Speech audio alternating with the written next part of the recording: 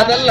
ವಾಕ್ಯ ಹೇಳ್ತದೆ, ಆದಿಯಲ್ಲಿ ವಾಕ್ಯ ಬಿದ್ದಿತ್ತು, ವಾಕ್ಯವು ದೇವರ ಬಳಿಯಲ್ಲಿದ್ದಿತ್ತು. ದೇವರ ಬಳಿಯಲ್ಲಿದ್ದಿತ್ತು ಅಂದ್ರೆ ದಾಸವಾಳದ ಹೂವು ಅಲ್ಲ.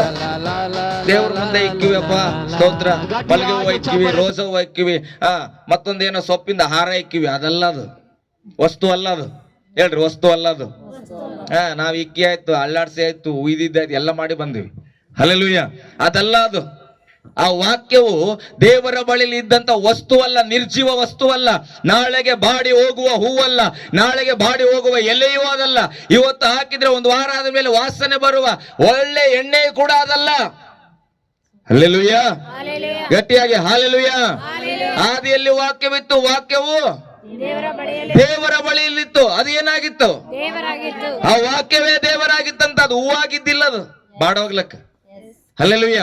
ಇವತ್ತು ಸುಗಂಧವಾಗಿ ಕಂಡು ನಾಳೆಗೆ ತೆಗೆದು ಬಿಸಾಕ್ತೇವೆ, ಮತ್ತೆ ಬೇರೆ ಹೂವು ಹಾಕ್ಬೇಕು. ಅದಲ್ಲ, ಅದು ದೇವ್ರ ಬಳಿಲಿ ಇದ್ದಿದ್ದಂತ.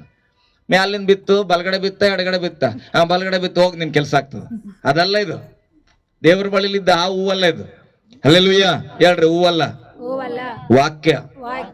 ಅದೇ ದೇವರು. ವಾಕ್ಯವೇ ಏನಾಗಿತ್ತು?